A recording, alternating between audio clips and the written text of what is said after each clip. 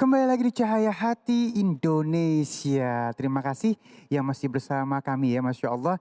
Dan kita masuk ke dalam tema kita yang ketiga nih. Ciri-ciri orang tidak ikhlas. Aduh ya. Ini jadi ciri-ciri buat kita semuanya. Dan insya Allah akan disampaikan oleh guru kita yang dimulakan Allah Subhanahu Wa Taala, Al Ustadz Lutfi ya. Allahumma sholli ala Sayyidina Muhammad. Bismillahirrahmanirrahim.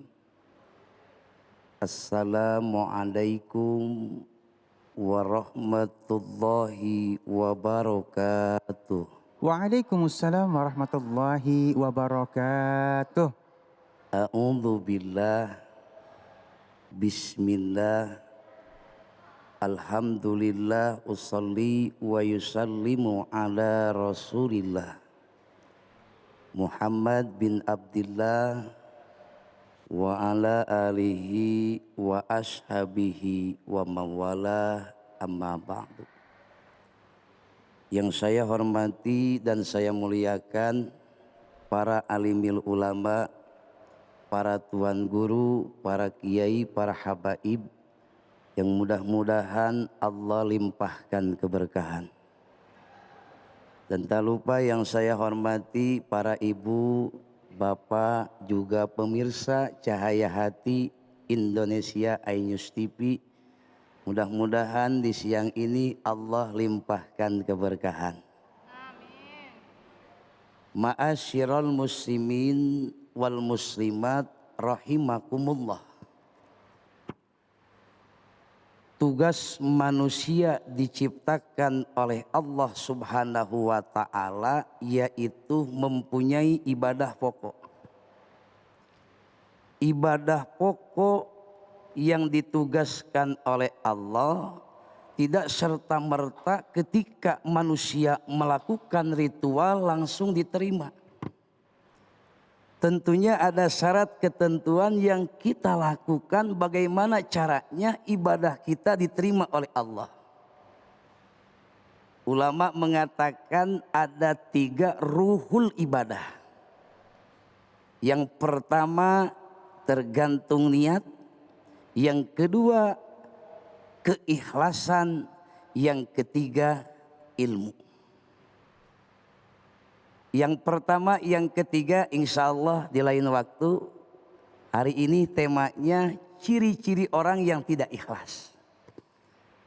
Ini kalau kita berbicara masalah ikhlas, satu kata yang mudah diucapkan, sulit untuk dilakukan. Orang bisa aja melakukan satu kebajikan, mengaku, mengklaim secara mulutnya, aneh ikhlas. Aneh mengharapkan hanya semata-mata Allah Subhanahu wa Ta'ala.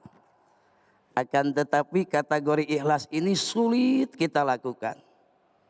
Makanya dalam Al-Quran Allah mengatakan wa ma umiru illa liya'budullaha muhlisina lahuddin. Bu,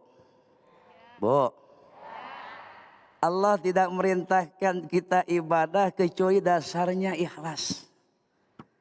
Apa itu ikhlas?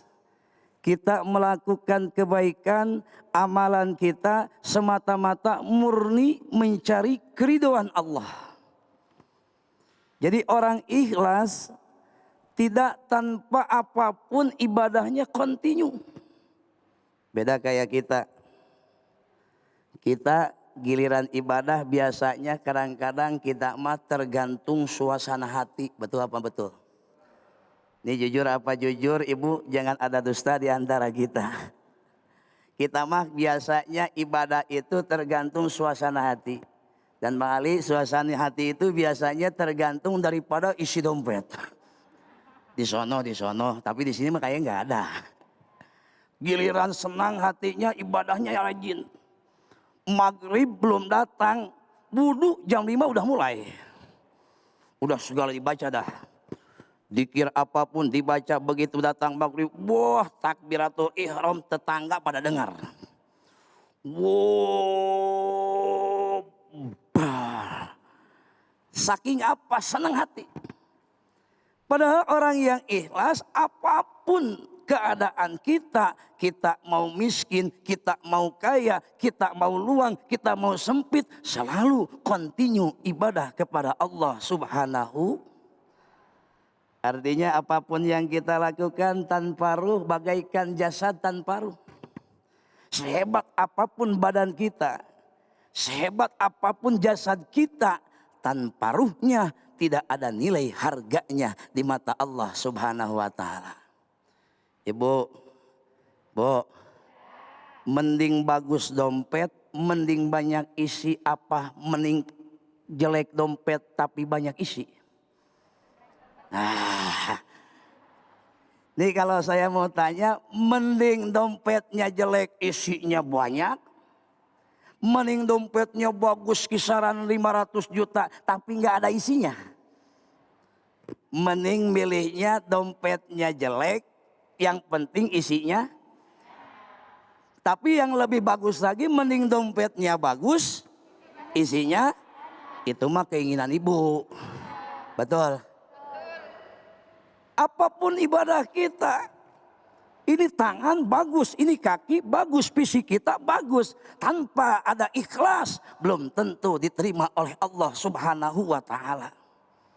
Makanya ulama mencontohkan ketika ibadah, kalau kita ibadahnya cuma melaksanakan kewajiban. Pernah nggak kita selesai sholat kita nangis? Menangis apa? Bukan karena kita nggak punya buat bahan makanan, bukan kita nggak punya buat keperluan rumah tangga, tapi menangis. Ibadah kita tidak diterima oleh Allah Subhanahu. Innama yataqabbalallahu 'alal muttaqin, kata Allah. Sesungguhnya Allah akan menerima amal kebaikan manusia. Di dalam dirinya harus tergantung ada keikhlasan. Ikhlas dibungkus oleh muttaqin, rasa ketakwaan kita kepada Allah Subhanahu. Pernah nangis ibu, pernah? Ya Allah, terimalah ibadah kami ya Allah. Pernah nggak seperti itu? Kita mas selesai sholat langsung likum-likum kabur. Benar. Makanya ini ikhlas harus dijaga.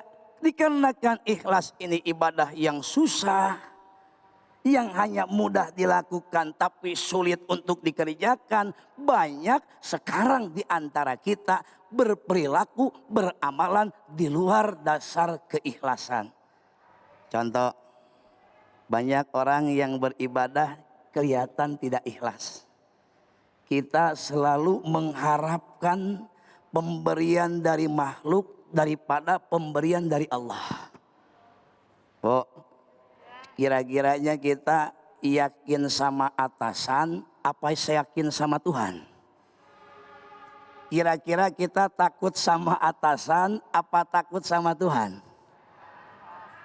Ketika kita lahir ke muka bumi ini, di dalam ulama mengatakan ketika kita lahir dari rahim ke alam dunia, Syekh Jubat mengatakan awwalu wajibil insan ma'rifatul ilahiyal istiqon. Hei manusia, kalian sekarang sudah lahir. Ketika lahir, kenalkan di alam dunia ada Rabbmu. Allahu Akbar, Allahu Akbar, Allah Maha Besar. Artinya di dunia ini semua makhluk kecil, Allah yang Maha Besar. Tapi pada kenyataannya karena kita ibadah nggak ikhlas, kita mandang Allah itu kecil. Kita menganggap usaha kita yang besar. Kita menganggap kekuatan kita yang besar. Kita menganggap dagang kita yang besar. Ketika adzan berkumandang dilantunkan di masjid-masjid, maaf, masjid hanya penuh dengan tihang daripada dengan jamaah. Betul. Padahalnya ketika adzan berkumandang, orang yang ikhlas harus selesai berhenti. Hei, yang dagang berhenti dulu. Hei yang bisnis, bisnismu kecil, Allah yang Maha Besar. Hei yang usaha, usahamu kecil, Allah yang Maha Besar. Ketika orang ikhlas pasti mengkedepankan Allah, bukan makhluk dalam dirinya.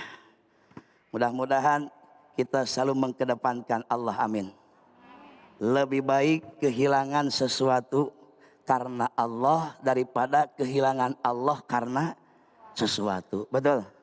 Yakinkan dalam diri kita Allah, Allah, Allah.